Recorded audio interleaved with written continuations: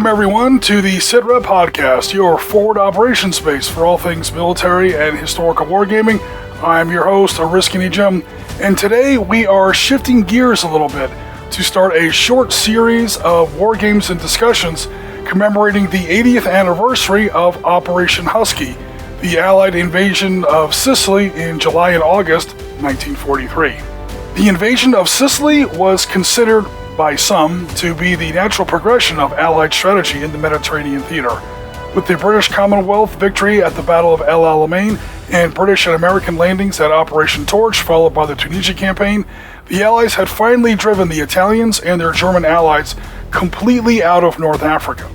Now, the real Allied effort that would come in Normandy in 1944 was obviously nowhere close to ready, and Churchill and other Allied leaders were determined to keep Allied momentum going through the rest of 1943. British General Sir Harold Alexander would be an overall operational command with the 15th Army Group, which was split between the British 8th Army under Bernard Montgomery, which now included the 1st Canadian Division, by the way. They would be landing at Syracuse. Meanwhile, General Patton's newly minted 7th Army would be supporting his left wing, landing at the nearby Gulf of Gela. This wasn't going to be the easiest operation to pull off, although various Allied deception efforts like Operation Mincemeat had partially convinced the Germans that the Allies were going to land either in Sardinia or Greece. Nevertheless, powerful German forces remained in Sicily to repel any possible Allied invasion. This included various German divisions like the Herman Göring Luftwaffe Fallschirmjäger Panzer Division, definitely one of the oddest ducks you'll find in the German order of battle, along with several Italian divisions, some of which were of questionable quality, while others were pretty solid. As we'd see with all Allied invasions going forward, Operation Husky would include a significant airborne element, with the British 1st Airborne Division and the American 82nd Airborne Division bringing in both paratroopers and glider assault infantry.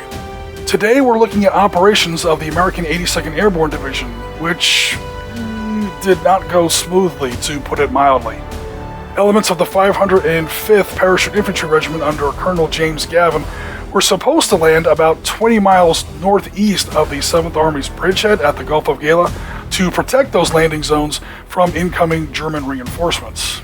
In fact, the 505th wound up misdropping to such an extent that Gavin and his S3, then Major Ben Vandervoort, thought that they might have missed Sicily altogether and in fact landed in Italy.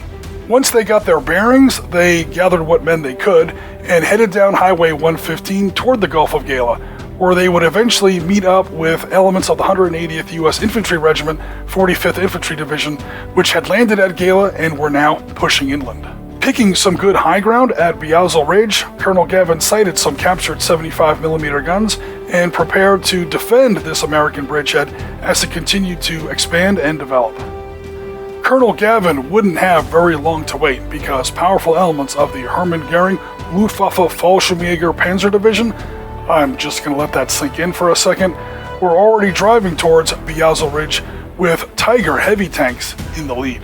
They were driving towards the American beachhead. Clearly their intention was to drive not only the 505th, but also the whole 45th U.S. Infantry, pretty much half of Bradley's 2nd Corps, codenamed Sharp Force, clean off the island of Sicily. The Americans would call in not only offshore naval gunfire support, but also 155mm howitzers from the 45th Infantry Division, and eventually even a pretty powerful force of Shermans from the 753rd Tank Battalion.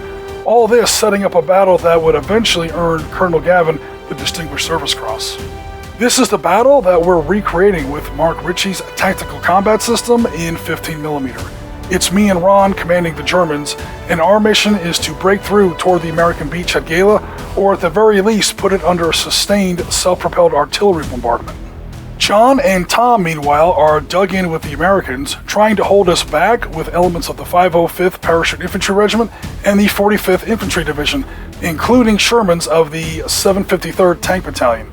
So let's go to the footage and start chucking some dice. Here is the table for today's game. This is the high ground of Biazzo Ridge, and we are looking out of the south into the north. So the beachhead where American 7th Army, specifically 45th U.S. Infantry, 2nd Corps, where they're landing is going to be some distance off of the bottom of your screen, probably about an artillery barrage's distance or so, and this high ground is what's covering the approaches toward that beachhead. This is, of course, the road that our Germans are going to have to rush down and hopefully break through so that we can counterattack against that beachhead. The Americans have already taken all this ground. This is currently occupied by elements of 505th Parachute Infantry Regiment, including some of these pillboxes you see. These were formerly held by local Italian garrison units that have either fled or have already been defeated. And now the Americans have occupied this ground, and they get to use some of those pillboxes if they choose. And a lot of their deployment also is going to be hidden. So here are some of the German units that we'll see in today's game. First up, we have some late model Panzerkampfwagen Mark IIs, and then some of these absurd little Kettenkrad motorcycle half-tracks. These were actually pretty common on German airfields throughout the war, so it kind of makes sense to find them here among the Herman Göring Luftwaffe Panzer Division. The absurdity of that is just never going to get old. But as Ron has made his advance over here on the German left, some Americans have revealed themselves, not only in these woods, but in some of these abandoned Italian pillboxes, and they've opened fire on Ron's advance and caused a casualty or two. So Ron has replied with some of his machine guns, which have unfortunately missed, and what's happening now is that another one of his heavier weapons, a short-barreled 7.5 centimeter howitzer, has returned fire. That's mounted on that little improvised half-track there. He has missed, but in Mark's 15mm tactical combat rules, there are rules for when artillery shells miss, there is a scatter, so we're just making sure that it doesn't land near anything else of value, and we would have to resolve damage against that secondary target. Okay, here comes some more machine guns. This time, Ron has hit twice, so he now rolls for the wound severity. He has scored 2 light wounds, which translates into 1 serious wound. So one of these American paratroopers has now been seriously wounded. So a couple small things to note here. We see that +2 commander there. That is, at the time, Major Ben Vandervoort. He was the S3 of the 505th PIR. And as long as we're on the topic of this +3 here, that is Colonel Gavin, commander of the 505th. Here are the lead elements of my little battle group. And even these lead elements don't arrive until turn 2. So we're now at the end of turn 2, and trust me, these aren't even close to my heavy units. This is just my little advance force. So I've come onto the table, and I've taken some fire from the Americans who have revealed their positions here in those olive groves, and I've taken some casualties, as you can see there. I'm happy to say that I've done a fair amount of damage back to him as well. You see those 2 red wound markers there. There's also at least 1 figure completely missing. I've already gotten a KIA outright, because not only do I have a lot more rifles, but I have machine guns and all those half-tracks, and 2 small 5cm mortars. I've got one there and that little SDKM half-track, and another one on foot, that little 5cm mortar team there. So at least for the moment, I've got fire superiority just because I have more stuff here at this part of the battlefield, but I am certain that is only momentary. Turn 4 sees me get a lot more substantial armor on the table, leading off with, of course, the Tiger 1 you see there. I also have a Mark III Special, that's with the L60 long-barreled 5cm gun for anti-tank work, and the Mark IIIN with the short-barreled 7.5cm assault howitzer. So they came on the table there along that dirt road that leads toward the American beachhead.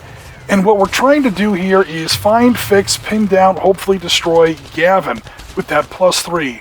Some of the units around him do have bazookas, and anything within 16 centimeters of Gavin's figure is going to get a +3 to hit. So he's definitely a high priority target. What I'm trying to do, however, is clear out some of the American infantry that were in that olive grove right in front of me there. So you see that little skirmish line I have set up there. I've taken some hits, but I've pushed forward with some good mortar and direct fire artillery support from my Stug and from my Mark IIIN, and we have pretty much broken the American position in that olive grove. And now I'm pushing forward into that olive grove to clean it out. I did get lucky by hitting the Americans who were carrying a satchel charge and a bazooka, and then Mark's game system has rules for whether or not those weapon systems survive, and somebody else can pick them up. In this case, they didn't.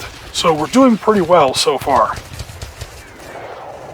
Alright, so yeah, there was another one. There was another bazooka which I have now hit with the Mark IIIN, and again, not only killed the guy, but destroyed the actual bazooka itself.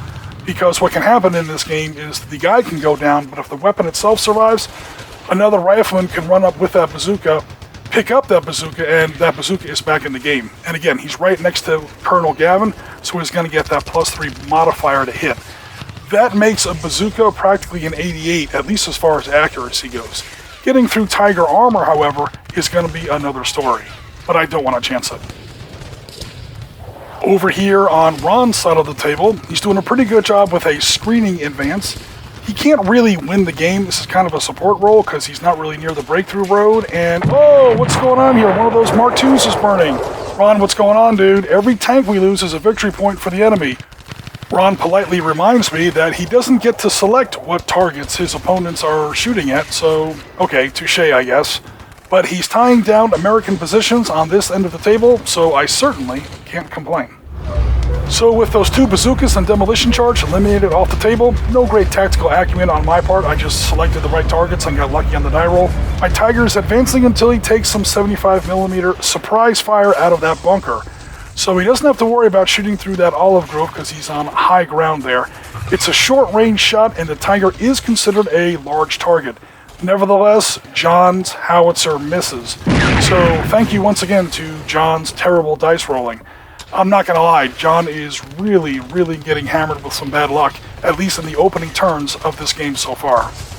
My Tiger now returns fire. The range is just over 50 centimeters, actually. I started with an 8 chance to hit, -2 for moving, +3 for shooting at a medium building.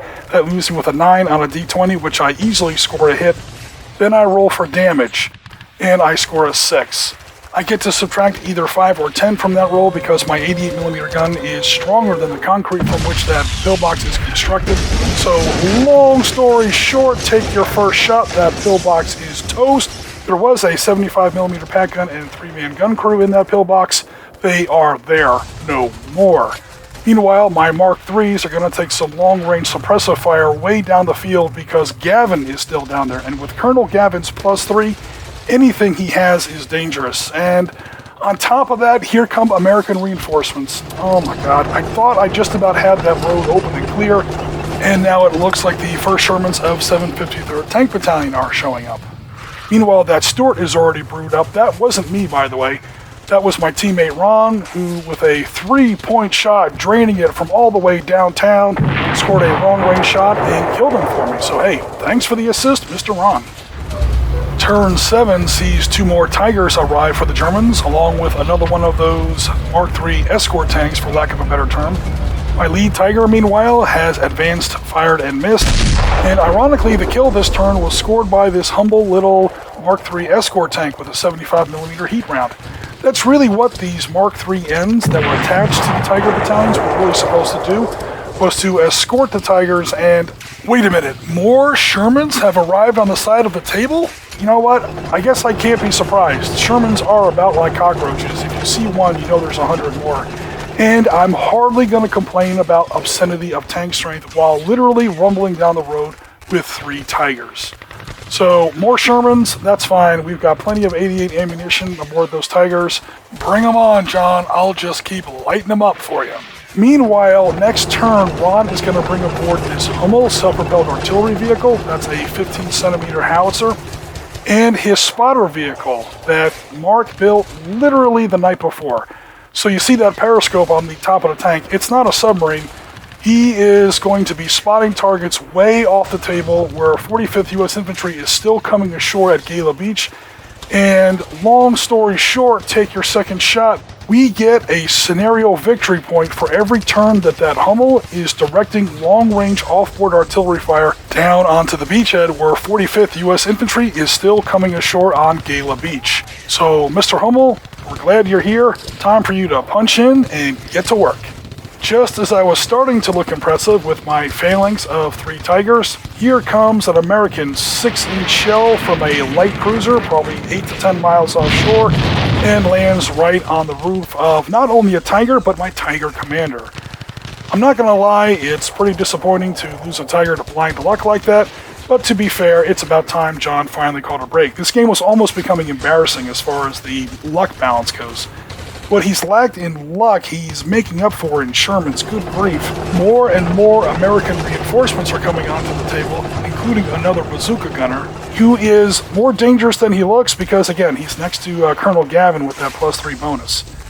In better news, we have re-cleaned out that pillbox that was reoccupied by American paratroopers.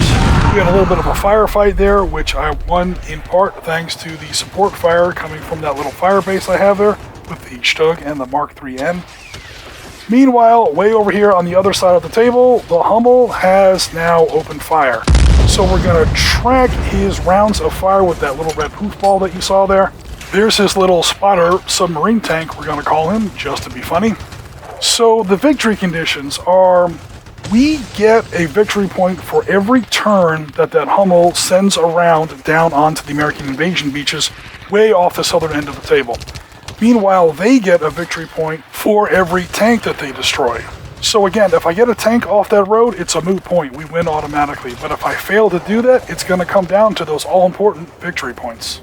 How fast can a game turn?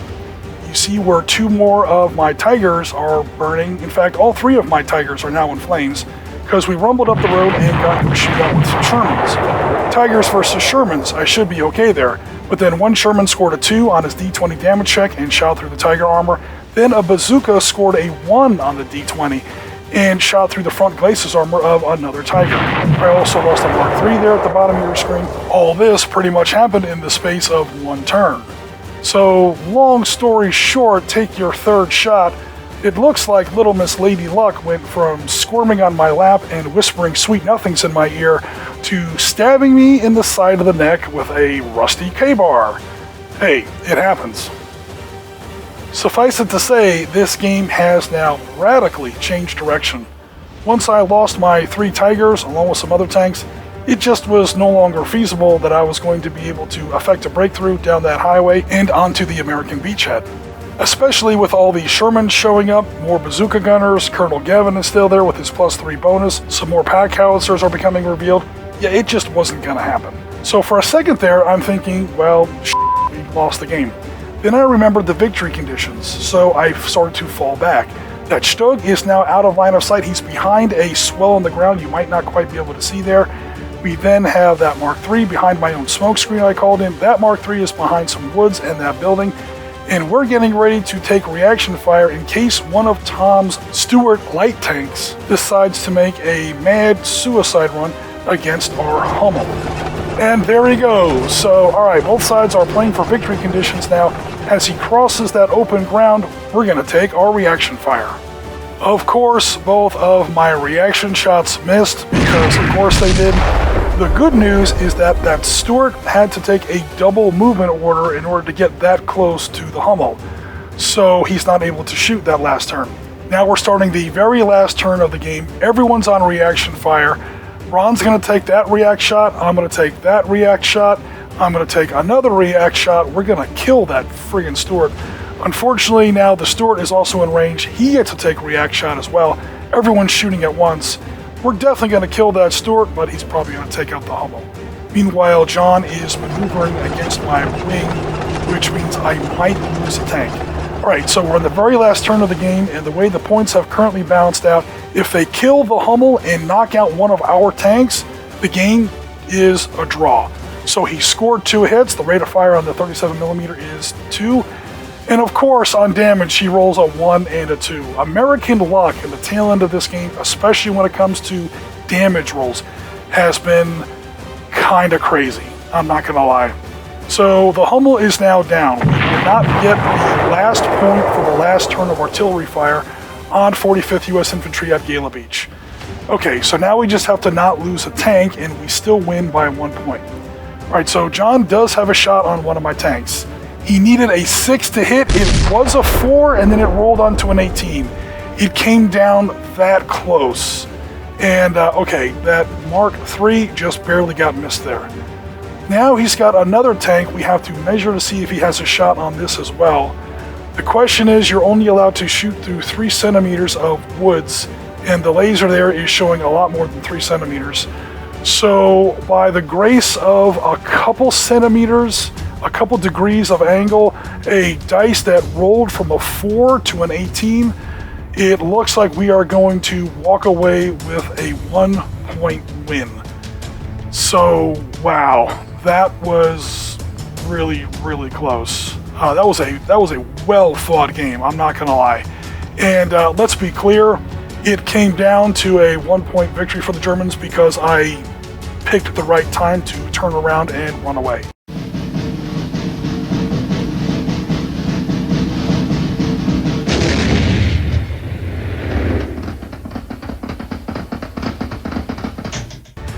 So as you see there, that Hummel, the 7 little red goofballs, has scored 7 scenario points. He dropped 7 rounds of fire on the beach.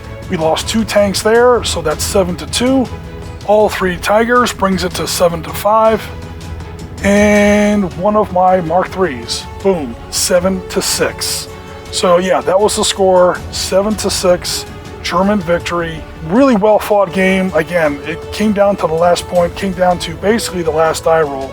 And in fact, the dice kind of rolled there at the last second from a 4 to an 18. It was that close. And again, only because I knew when to turn around and run away. Oh man, what a roller coaster of a game. Great play by my opponent, especially John, who knew just where to put Colonel Gavin and get the most of his +3 leadership bonus. Won't lie, I had some amazing luck at the beginning of the game. It was almost becoming embarrassing. But man, did that coin flip for the second half of the game. I got some great support from Ron, who was knocking out tanks opposing me from like 6 feet all the way down the other end of the table. And especially an amazing scenario by Mark. Challenging, exciting, dynamic, and everybody went home happy. Alright guys, there you have it. The Germans have squeaked out a very, very narrow and somewhat shameful victory. Let's just say that Oriskany Jim has definitely embraced the idea that discretion is sometimes a better part of valor. I started off the game with some absurdly lucky rolls. I was doing very, very well against entrenched American defenses, and then Lady Luck totally jumped over to the other side of the table with off-board 6-inch naval bombardment shells landing on the roofs of my Tigers. I'm still not sure how that happened. And bazooka rockets skipping off the ground and up into the bellies of my Tigers. Let's just say that Lady Luck was definitely fluttering her sexy little eyelashes on both sides of the table, and it made for a wild game. As we saw in the video, about 2/3 of the way through the game, I realized that I was not going to break through to the American beachhead and decided that a timely withdrawal and consolidation of the German position was probably my best option. Not the most glorious thing I've ever done on a wargame table, but it was the decision that won the game. Meanwhile, Ron did a great job with a screening advance over there on the German left, tying up some of those Shermans that came on the table, and most importantly, protecting that self-propelled artillery piece that racked up the victory points that, again, would wind up winning us the game. Meanwhile, the game came down to just a single point, and even then, like some of the very last die rolls of the game, we almost lost that very slender lead. So, hey, great job by our opponents, John and Tom. Overall, a great game and a great scenario, and that's where we're going to leave it for today, folks. Thanks very much for watching. Please remember to like, comment, and subscribe if you enjoyed this content. Please remember to hit that notification bell. Also, please consider joining the Sitrep Podcast Discord. There is an auto-accept invitation link to our Discord in the description of this video. Join our community, see what everybody's up to, and better yet, show us what's happening on your hobby table. But for now, this is Oriskany Jim with the Sitrep Podcast. We are rounds complete for another episode, and as always, Tango Mike for watching.